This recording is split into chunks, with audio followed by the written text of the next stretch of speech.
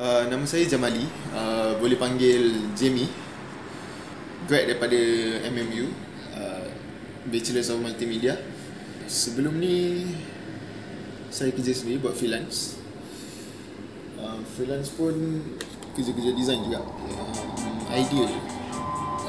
Adalah satu tempat ni saya biasa pergi. Ada satu rumah kosong lah, rumah tak siap. Rumah kosong tu macam kira saya punya sumber inspirasi lah.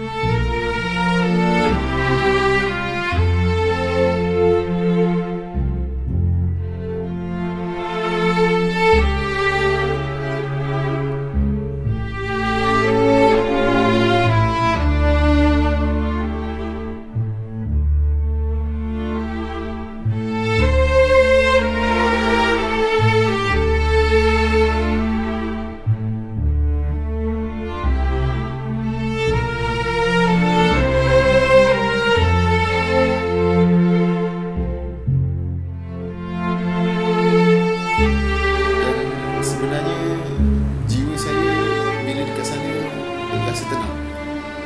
Dan rumah tak siap tu yelah, rumah tak sempurna kan. Macam saya lah juga tak sempurna. Masa saya freelance dulu, bila ada klien ada, bila tak ada pergi je lah. Masa freelance tu boleh kata umbang ambing jugalah saya dibuatnya. Tapi tu semua dululah. Dulu kalau boleh semua kerja saya nak ambil. Halal haram pun macam campak ke laut macam tu. Sebenarnya cerita silam saya ni, saya yang dulu ni banyak mengajar saya. Banyak mengajar sebenarnya.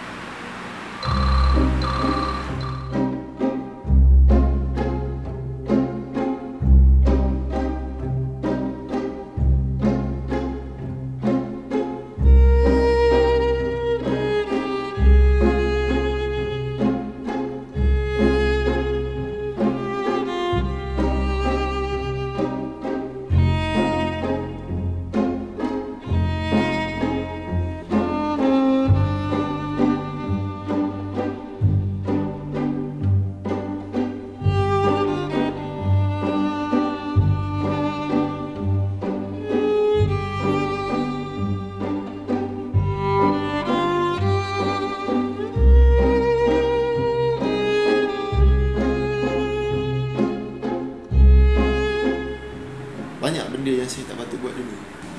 Bila fikir balik macam tak apa-apa je. Itu sebab stres tu. Stres. Yelah, kalau ikutkan semua orang pun ada stres kan? Siapa yang tak stres atas dunia ni?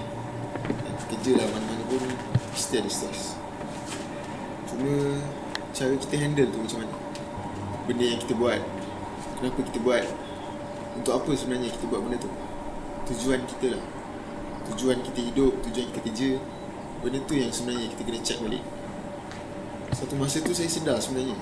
Saya sedar yang jiwa saya ni dah tak tentu. Saya sedar, tapi mungkin sebab saya masa tu in denial.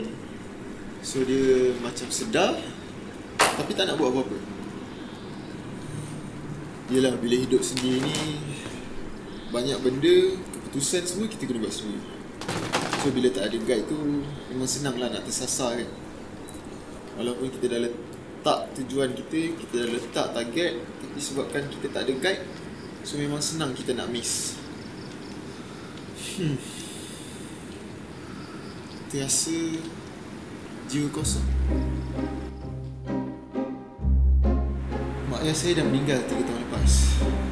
Waktu mula-mula tu boleh kata itulah waktu yang paling gelap sekali dalam hidup saya. 2 tahun yang pertama, saya ni kira macam jasad yang tak ada jiwa. Sampailah satu masa tu saya terjumpa nota yang mak saya tinggalkan. Besar harapan dia, doa mak saya. Masa awal saya baca, boleh kata tak ada perasaan pun. tak rasa apa-apa. Tapi sejak hari itu, kata-kata mak saya selalu bermain dalam fikiran saya. Sampailah saya tanya diri saya betul. Saya tengok balik life saya, memang tak ada masa depan. Gelap, tak ke mana. Pagi, petang, siang, lepas tu malam. Datang, lepas tu pergi, macam tu je. Kita semua pun tahu kan, yang mati ni benda yang pasti. Nak tak nak, dia akan datang juga satu hari nanti. Hati saya dah lama mati. Sampailah saya cuba nak solat balik. 5 tahun sebenarnya. 5 tahun saya tak solat. Masa tu tak pernah dalam hidup saya rasa macam tu. Tetap.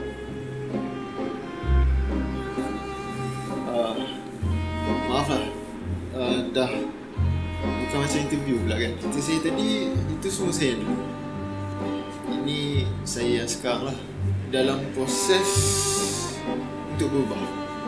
Kesimpulannya, kalau saya nak jual diri saya ni, bakat saya, kemampuan saya rasa Encik boleh gunakan apa yang saya ada.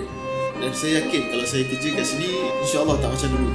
Kerja-kerja yang akan saya buat sekarang ni bukan lagi kerja yang sia-sia lah. Sebab itulah saya datang sini sebenarnya. Nak berubah ni bukan senang. Bila kita dalam proses untuk berubah tu, kadang-kadang dia boleh jadi perlahan, kadang-kadang terasa macam lama sangat nak berubah. Kadang-kadang boleh sampai satu tahap tu kita rasa tak confident, kan, tak yakin, penat, rasa macam tak mampu. Bagi saya, tak kisahlah susah macam mana pun, cubalah. Jangan sesekali terdetik dalam hati tu nak berhenti. Kena ada tempat bersandar, kena ada teman-teman, keluarga, kena ada lah someone untuk kita bergantung.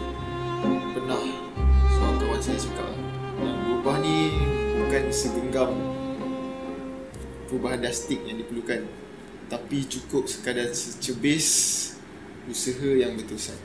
Kiranya kita berubah untuk sesuatu. Dan untuk saya berubah untuk sesuatu yang kekal abadi.